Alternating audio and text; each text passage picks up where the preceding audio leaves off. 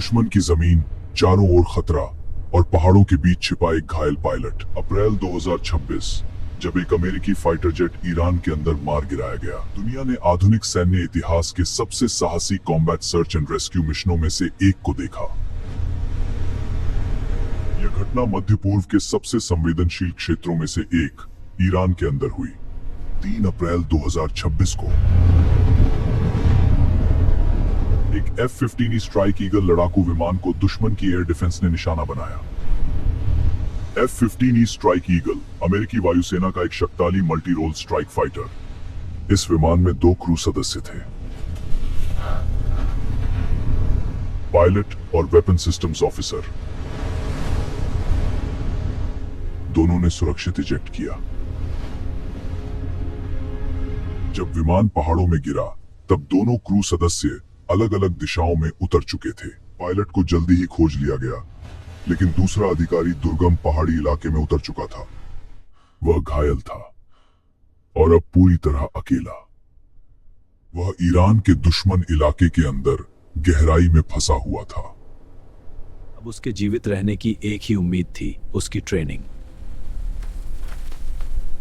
अमेरिकी वायुसेना अपने पायलटों को एक विशेष प्रशिक्षण देती है।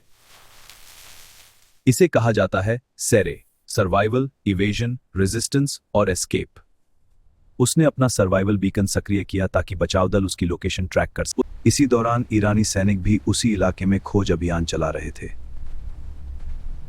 कुछ ही दूरी पर दुश्मन की टॉर्च की रोशनी दिखाई दे रही थी और पकड़े जाने का खतरा हर पल बढ़ रहा था।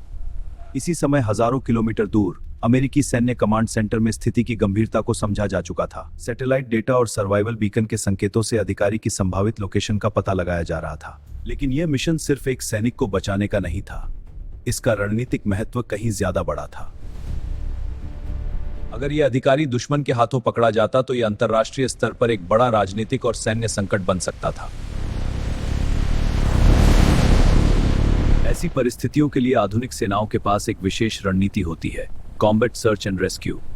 कॉम्बैट सर्च एंड रेस्क्यू यानी युद्ध क्षेत्र में फंसे सैनिकों को ढूंढना, उनकी सुरक्षा करना और उन्हें सुरक्षित बाहर निकालना। सबसे पहले आसमान में निगरानी शुरू हुई। ड्रोन लगातार पहाड़ों की तलाशी ले रहे थे। इंटेलिजेंस एजेंसियां, वायुसेना और विशेष बल सभी इस मिशन के लिए मिलकर काम कर रहे थे। दुश्मन को भ्रमित करने के लिए एक डिसेप्शन स्ट्रैटेजी भी तैयार की गई ताकि वास्तविक रेस्क्यू मिशन गुप्त रह सके। अब समय आ चुका था, रेस्क्यू मिशन शुरू होने वाला था। Rotor start confirmed. Clear for engine spool up. All stations prepare for liftoff. Rescue mission के लिए सबसे महत्वपूर्ण हथियार था विशेष रेस्क्यू हेलीकॉप्टर। यह हेलीकॉप्टर दुश्मन के इलाके के अंदर जाकर सैनिकों को सुरक्षित निकालने के लिए बनाया गया है। इस मिशन में इस्तेमाल किया गया HH-60G पेव हॉक, अमेरिकी वायुसेना का विशेष combat search and rescue helicopter. यह हेलीकॉप्टर लंबी दूरी तक उड़ सकता है, हवा में ईंधन भर सकता है और रात में भी मिशन चला सकता है। लेकिन रेस्क्यू मिशन सिर्फ हेलीकॉप्टरों पर निर्भर नहीं था, आसमान में ड्रोन भी निगरानी कर रहे थे। MQ-9 रीपर एक अत्याधुनिक निगरानी और हमला करने वाला ड्रोन। यह ड्रोन घंटों तक आसमान में रह सकता है और दुश्मन की गतिविधियों पर लगातार नजर रख सकता है। रेस्क्यू मिशन की सुरक्षा के लिए आसमान में एक और शक्तिशाली विमान तैनात था, A-10 थंडरबोल्ट 2, जिसे वॉरथॉग भी कहा जाता है, दुनिया के सबसे प्रभावी क्लोज एयर सपोर्ट विमानों में से एक है। यह विमान जमीन पर मौजूद दुश्मन के वाहनों और सैनिकों को नष्ट करने के लिए बनाया गया है। अंततः रेस्क्यू मिशन शुरू हो चुका था और हेलीकॉप्टर दुश्मन के इलाके की ओर उड़ान भर चुके थे। ये हेलीकॉप्टर पहाड़ों के बीच बेहद नीची उड़ान भर रहे थे ताकि दुश्मन के रडार से बचा जा सके। ऊपर आसमान में ड्रोन लगातार इलाके की निगरानी कर रहे थे और रेस्क्यू टीम को रास्ता दिखा रहे थे। घायल पायलट अभी भी चट्टानों के बीच छिपा हुआ था और बचाव दल के आने का इंतजार कर रहा था। कुछ ही मिनटों में रेस्क्यू हेलीकॉप्टर उस इलाके के ऊपर पहुंच चुके थे। हेलीकॉप्टर की आवाज!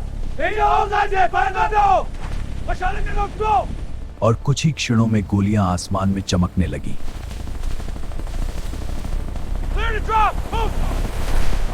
फिर से हेलीकॉप्टर से नीचे उतरे और पायलट की लोकेशन की ओर बढ़ने लगे। कुछ ही पलों में उन्होंने घायल पायलट को ढूंढ निकाला। Pilot found, injured but alive, need immediate extraction.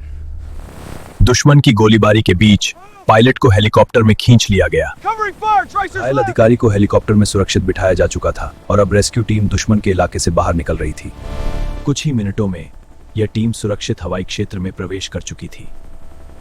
Helicopter के अंदर मेडिकल टीम तुरंत घायल अधिकारी का इलाज शुरू कर चुकी थी। Yes, sir. Stabilizing you now. Command centre में एक संदेश पहुंचा, मिशन सफल रहा। Mission successful. We have confirmation of a successful rescue operation. Pilot is safe and en route home. कुछ ही घंटों में यह मिशन दुनिया भर की खबरों में छा यह चुका है। सिर्फ एक रेस्क्यू ऑपरेशन नहीं था, यह आधुनिक सैन्य रणनीति और तकनीक का शानदार उदाहरण था। ऐसे मिशन हमें सिखाते हैं कि युद्ध केवल ताकत से नहीं, बल्कि रणनीति, तकनीक और टीम वर्क से जीता जाता है। और सबसे महत्वपूर्ण, कोई भी सैनिक युद्ध के मैदान में अकेला नहीं छोड़ा जाता। दुनिया की सबसे कठिन परिस्थितियों में भी सैनिक अपने साथियों को वापस लाने के लिए हर जोखिम उठाते हैं। यही है युद्ध के मैदान का सबसे बड़ा नियम, हर सैनिक की जिंदगी मायने रखती है।